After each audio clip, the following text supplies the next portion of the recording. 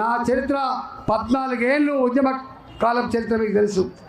ఆర్థిక మంత్రిగా, ఆరోగ్య మంత్రిగా నేను పనిచేసింది తెలుసు. కాబట్టి వీళ్ళకు ఏం చరిత్ర ఉంది, ఏం చేస్తారు వీళ్ళు, ప్రజల గురించి పట్టించుకునే ముఖాలైనా సొంత వ్యాపారం చేసుకుంటారన్నా ఆలోచన చేయండి.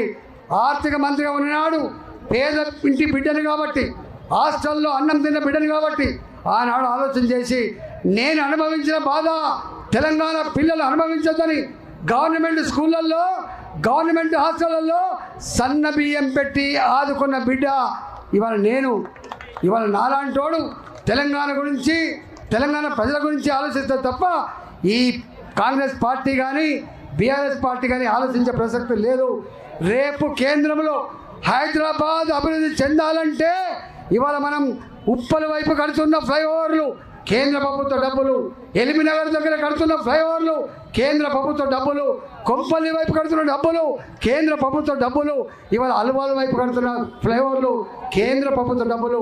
రేపు హైదరాబాదులో రోడ్లు కావాలన్నా, అండర్ గ్రౌండ్ డ్రైనేజీ కావాలన్నా, పిల్లలకు నౌకర్లు కావాలన్నా, డబుల్ బెడ్రూమ్లు రావాలన్నా నాలాంటోడు మోడీ గారికి దగ్గరికి నేరుగా పోగలడు, ఈ సమస్య ఉందని చెప్పగలడు.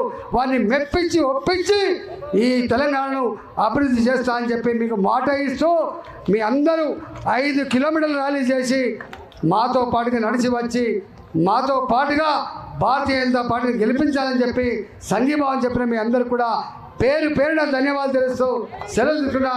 జై తెలంగాణ, జై తెలంగాణ, భారత్ మాతాకి, భారత్ మాతాకి.